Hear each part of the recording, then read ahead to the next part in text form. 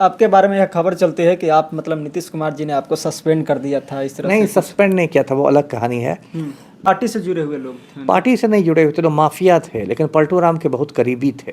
नीतीश कुमार से आप कह सकते हैं पलटू राम से मेरी लड़ाई हुई 2001 से 3 तक। उस समय मैं रेल एसपी हुआ करता था और पलटू राम रेल मंत्री हुआ करते थे। पलटू राम 2005 में बिहार के सीएम बने, तब मुझ पर बहुत सारे मतलब जांच बिठा दी गई। 2018 में मुझे समय से पहले रिटायर करा दिया गया, ये कहकर कि इनका सेवा में बने रहना मतलब लोकहित में नहीं है, पब्लिक इंटरेस्ट में नहीं है। पेंशन वगैरह ये सब? हाँ, उसकी मुझे कोई दिक्कत नहीं है, मेरी दाल रोटी आराम से चल रही है। मैं सिंपल आदमी हूँ। चूँकि मैं पढ़ने में तेज़ था तो लोग बोलते भी थे कि तुमको यूपीएससी में बैठना चाहिए, टीचर भी बोलते थे, अड़ोसी मतलब पड़ोसी आईएएस रिश्तेदार आईपीएस भी। बनना चाहिए। हाँ, फैमिली में भी आईपीएस से मेरा सिलेक्शन हुआ और 4 सितंबर 1994 को मैंने आईपीएस ज्वाइन किया मसूरी में। शादी मेरी की है कि ज़िंदगी नहीं अभी तक? नहीं, शादी मैंने नहीं की है। क्यों, शादी का क्या वजह है? आपको भी नहीं करनी चाहिए, आपने कर ली? नमस्कार, मेरा नाम अमन कुमार है और आज हमारे साथ एक ऐसे आईपीएस अधिकारी हैं जो बिहार सरकार में अपनी सेवा दे चुके, लेकिन अब जब रिटायरमेंट के बाद कहा जाता है कि यह जो है बयानबाजी में ज़्यादा रहते हैं, सरकार की जो है आलोचना करने में लगे रहते हैं। हमारे साथ एक्स आईपीएस अमिताभ दास सर जी हैं। सर, आपको लेकर कहा जाता है कि सरकार की काफ़ी आलोचना करते हैं, खास करके नीतीश कुमार जी की आलोचना करते हैं, तो सरकार से आपकी क्या ऐसी दुश्मनी है कि सरकार दुश्मनी की कोई बात नहीं। मैं माफिया से लोहा लेता हूँ और सिर्फ नीतीश कुमार ही नहीं, जो प्रधानमंत्री नरेंद्र मोदी जी भी देश को बेच रहे हैं गौतम अडानी के साथ मिलकर, तो मैं प्रधानमंत्री की भी आलोचना करता हूँ। देखिए, देश में अभी ऐसा खौफ का माहौल है कि कोई आदमी सच बोलना नहीं चाहता है ना। तो मैं मजाक में कहता हूँ कि इस देश के लोग मर्दाना कमज़ोरी के शिकार हो गए हैं। ऐसे नामर्द और नपुंसक हो गए हैं कि मतलब बड़े बड़े अपराध होते हैं, माफिया बड़ा बड़ा गलत काम करता है और लोग मुंह में दही जमा के बैठे रहते हैं। तो कोई आदमी होना चाहिए जो माफिया को ललकार सके, और इसलिए मैंने 1-2 साल पहले अपना एक यूट्यूब चैनल भी बनाया है। उसका नाम है दास बोले बिंदास। 1 लाख से ज़्यादा उसके सब्सक्राइबर्स हैं, उसको लाखों लोग देखते हैं। सर, हम यह जानना चाहते हैं कि आप मतलब आईपीएस अधिकारी कब बने, किस स्थिति में बने, उसके बाद कितना दिन तक आपने सेवा दिया? अब ये लंबी कहानी है। मैं संक्षिप्त में ही बता हाँ 94 बैच का मैं आईपीएस हूँ। देखिए, मैं दरभंगा का रहने वाला हूँ और मेरे घर में बहुत ज़्यादा पढ़ाई लिखाई का माहौल था और घर में बस पढ़ाई की बातें होती थी और पत्रिकाएं किताब वगैरह आती थी। मेरे पिता भी सरकारी अधिकारी थे और क्लास में मैं हमेशा फर्स्ट आता था, और बाकी चीज़ों जो एक्स्ट्रा करिकुलर कहते हैं, निबंध में, वाद विवाद में, चित्रकला में, वो सब में फर्स्ट आता इकोनॉमिकल रूप था। से आप काफ़ी मजबूत थे जिस तरह से मध्यम वर्ग का था कोई मध्यम वर्ग। रिच नहीं था, मध्यम वर्ग का था। तो क्या था कि ये जो परीक्षा होती है, यूपीएससी की जो परीक्षा होती है, सिविल सर्विस की जो परीक्षा होती है, इसको वह दुनिया की सबसे कठिन परीक्षाओं में एक माना जाता है, क्योंकि हिंदुस्तान की इतनी ज़्यादा आबादी है और यूपीएससी की सिविल सर्विस परीक्षा में सीटें कम है आईएएस आईपीएस की, और सभी मतलब पृष्ठभूमि के बच्चे इसमें बैठते हैं, साइंस वाले भी, आर्ट्स वाले भी, कॉमर्स वाले भी, मेडिकल वाले भी, इंजीनियरिंग वाले भी, और बहुत तैयारी करके। हाँ, तो इसको दुनिया के सबसे कठिन प्रतियोगिता परीक्षाओं में एक माना जाता है। तो चूंकि मैं पढ़ने में तेज़ था तो लोग बोलते भी थे कि तुमको यूपीएससी में बैठना चाहिए, टीचर भी बोलते थे, अड़ोसी मतलब आईएएस आईपीएस बनना चाहिए। हाँ, फैमिली में भी। और उसके बाद मैं मैट्रिक में अपने ज़िला का टॉपर था, दरभंगा ज़िला में 84 में मैंने मैट्रिक किया। उसके बाद मैं पटना साइंस कॉलेज आ गया था, लेकिन फर्स्ट ईयर में न्यूटन हाउस में रहा, सेकेंड ईयर में कैवेंडिश हाउस में, लेकिन ज़्यादा मुझे साइंस से मन नहीं लगा। फिर मैं लौट गया उसके बाद दरभंगा, और दरभंगा में रह के मैं यूपीएससी की तैयारी करने लगा। अच्छा, अपने होम टाउन से अपने हाँ यूपीएससी की हाँ। तैयारी की। और उस समय लोग इसको काफ़ी मतलब मेरा मजाक भी उड़ाते थे। लोग कहते थे कि दरभंगा में रह के नहीं किया जा सकता है, इसके लिए दिल्ली जाना पड़ता है, मुखर्जी नगर में रहना पड़ता है, कोचिंग करनी पड़ती है। लेकिन मैंने भी एक मतलब जिद पकड़ ली थी कि मैं दरभंगा में रह के ही करूँगा और बिना कहीं से कोचिंग किए करूँगा, बिना कोचिंग के सेल्फ स्टडी से? सेल्फ स्टडी से, और पहले अटेम्प्ट में। तो उस समय क्या था कि अब तो दुनिया बदल गई है। मैं लगभग ये 30-32 साल पहले की बात कर रहा हूँ, जब मैं तैयारी करता था, 93 सब की बात है। तो अब तो दुनिया बदल गई। अभी के बच्चे तो उस दुनिया की कल्पना नहीं कर सकते। अब तो नेट है, आपको उतना तो कंप्यूटर है, व्हाट्सएप है, यूट्यूब है, चैट जीपीटी है, गूगल है, क्या क्या है। उस समय तो बहुत अलग दुनिया थी। और दरभंगा छोटा शहर था, बिहार के हिसाब से भी पिछड़ा शहर माना था। तो दरभंगा में तो एक अच्छी किताब भी नहीं मिलती थी, मतलब अच्छी किताब खरीदनी पड़ती थी तो मैं बस पकड़ के पटना आता था, फिर अशोक राजपथ जाता था, फिर शाम में किताब खरीद के पटना से दरभंगा से पटना बुक के लिए आते थे। हाँ, सिर्फ किताब खरीदने के लिए दरभंगा से पटना आता था। वही मैंने कहा ना कि एकदम अलग ज़माना था। और दरभंगा आज भी पिछड़ा, उस समय तो और पिछड़ा था, मुश्किल से 3-4 घंटे बिजली रहती थी। लेकिन मैंने काफ़ी पढ़ाई की और उसके बाद पहली बार मैं दिल्ली तब गया जब मुझे यूपीएससी का इंटरव्यू कॉल मिला। अच्छा, मेंस पास कर गए? हाँ, जब यूपीएससी के कई चरण होते हैं, पहला प्रीलिम्स होता है, उसके बाद रिटन एग्ज़ाम मेन होता है, फिर इंटरव्यू देने जब कॉल गया तो पहली बार मैं मतलब गया, दिल्ली गया। और घर में मैं भाई बहनों में सबसे छोटा हूँ। घर में लोग मुझे मतलब प्यार से छोटू। परिवार में कितने लोग? मेरा लंबा चौड़ा परिवार है, मैं 8 भाई बहन हूँ। अच्छा, तो हाँ, तो मैं सबसे छोटा हूँ, तो घर में लोग मुझे छोटू कहते हैं। तो मेरे साथ मेरे बड़े भैया भी गए थे दिल्ली, क्योंकि घर कराने के लिए। हाँ, क्योंकि घर में मेरे माँ बाबूजी को चिंता थी कि कहीं दिल्ली में छोटू बतला नहीं जाए, है ना। क्योंकि छोटा शहर में मैं हमेशा रहा, दिल्ली तो महानगर है। और फिर मेरे भैया गए साथ में। उसके बाद तो एक, हाँ, पहाड़गंज के एक छोटे से होटल में हम लोग ठहरे। ज़्यादा पैसे नहीं थे, तो पहाड़गंज है दिल्ली स्टेशन के पास ही, उसमें छोटे छोटे होटल में हम ठहरे थे। और फिर यूपीएससी का मुख्यालय है शाहजहाँ रोड पर है, धौलपुर हाउस, वहाँ मेरा इंटरव्यू हुआ। लेकिन इंटरव्यू मेरा बहुत अच्छा गया और मेरे बैच में पूरे हिंदुस्तान में मुझे हाईएस्ट नंबर था इंटरव्यू में उस समय। और ऐसे होता है यूपीएससी में, जो सामान्य लोगों का इंटरव्यू 10 से 15 मिनट तक चलता है, मेरा इंटरव्यू लोग 50 मिनट तक चला और बहुत ज़्यादा अच्छा था। उसके बाद आईपीएस में मेरा सिलेक्शन हुआ और 4 सितंबर 1994 को मैंने आईपीएस ज्वाइन किया मसूरी में। उस समय मसूरी उत्तर प्रदेश में था, तो उत्तराखंड में है। बहुत खूबसूरत हिल स्टेशन है, अभी भी होता है वहाँ पे सर। हाँ, वहाँ आईपीएस, वहाँ लाल बहादुर शास्त्री एकेडमी है। तो लाल बहादुर शास्त्री एकेडमी मसूरी में आईएएस, आईपीएस, आईएफएस सारे लोगों की शुरुआती ट्रेनिंग होती है। इसको फाउंडेशन कोर्स कहते हैं। वो लगभग 3.5-4 महीनों की होती है।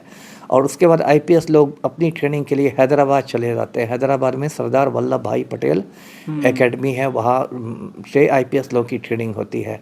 तो 3-3.5 महीने मैं वहाँ मसूरी में रहा। उसके बाद मैंने हैदराबाद में ट्रेनिंग की। पहला कैडर कहाँ मिला आपको, कहाँ पर सेवा करने का मौका मिला?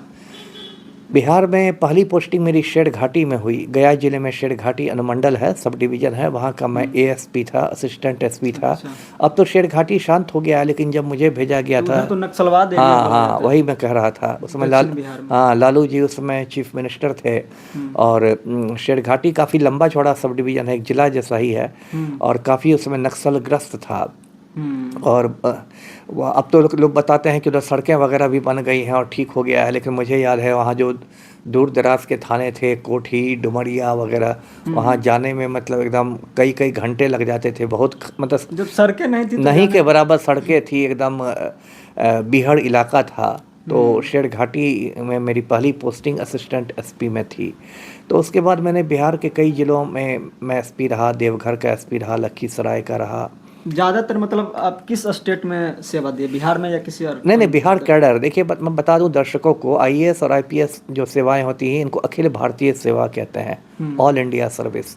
तो इसमें कैडर मिलता है आपको, किसी को बिहार कैडर, किसी को बंगाल कैडर, किसी को यूपी कैडर। हाँ, तो मैंने बिहार कैडर मांगा था। उसमें चॉइस भी पूछा जाता है, आपका चॉइस कैसा है। तो मेरा नंबर अच्छा आने के बाद चॉइस भी तो पूछा जाता है। हाँ, वही मैंने कहा, मेरिट कम चॉइस रहता है। तो बिहार कैडर थोड़ा, बिहारियों को बिहार कैडर मिलना थोड़ा मुश्किल होता है, क्योंकि बिहार से बहुत लोग निकलते हैं। लेकिन मेरा अच्छा रैंक था, तो मुझे बिहार कैडर मिला था। और जब कैडर मिला था 94 सब में, तो उस समय तो बिहार और झारखंड एक ही थे। तो इसलिए उसमें, जैसे मैं देवघर का एसपी रहा, तो देवघर झारखंड में है। मैंने पीटीसी हजारीबाग में ट्रेनिंग की, तो अब तो हजारीबाग झारखंड में है।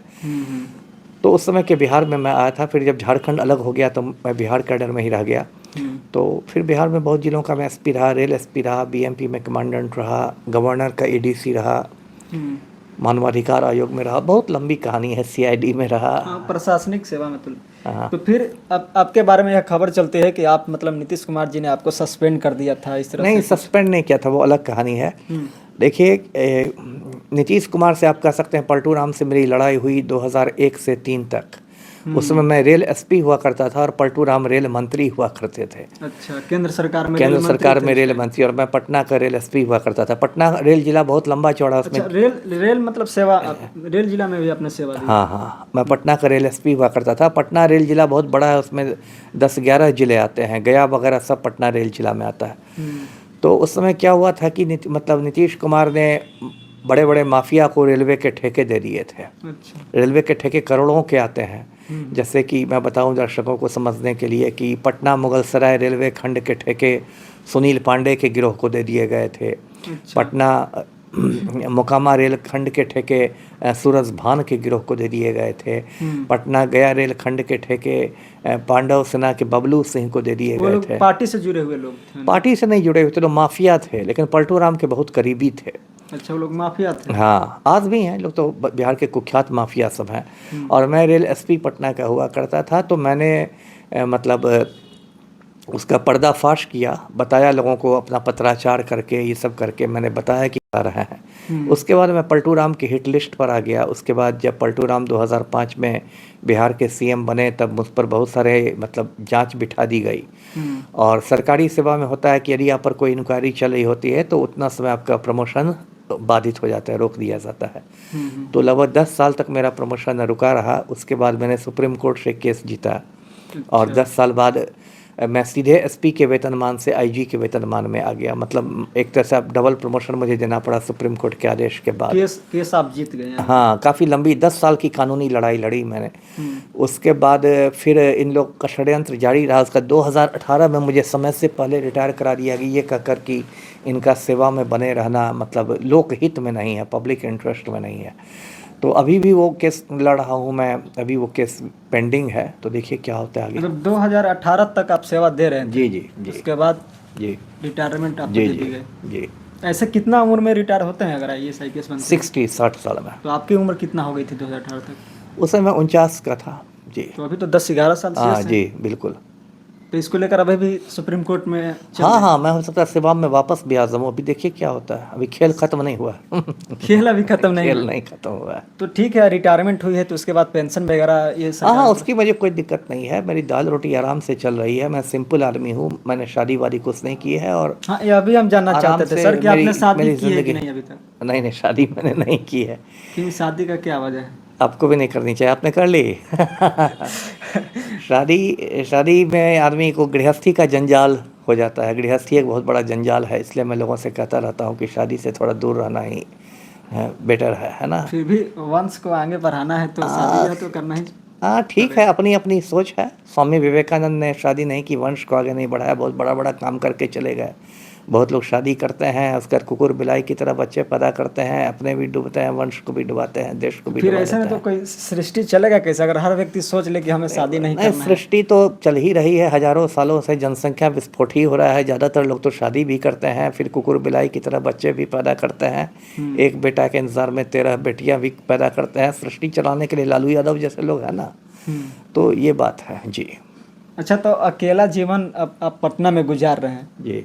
कोई रिश्ते नाते या कोई किसी से कोई मतलब? मेरे सारे भाई बहन जो हैं वो सब अमेरिका में बस गए हैं, और सभी अमेरिकी नागरिक हैं। भाई बहनों में मैं अकेला हूँ जो हिंदुस्तानी नागरिक हूँ।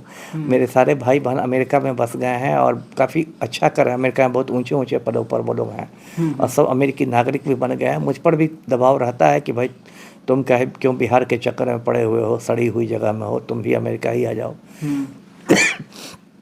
लेकिन मेरी एक जिद है, बिहार में मैं फाइट कर रहा हूँ। अच्छा, दरभंगा से है सर, तो क्या लगता है कि अपने अब समय जब आपका मतलब बीत रहा है तो लगता है कि अब अपने गांव की तरफ जाना चाहिए? नहीं नहीं, अभी समय बीत नहीं रहा है। अभी मैं उतना आपने शादी भी नहीं की है? नहीं नहीं, गांव में देखिए, गांव मेरा मधुबनी में पड़ता है, विजय सलेमपुर में, और गांव से मेरा ऐसा कुछ ताल्लुक नहीं है।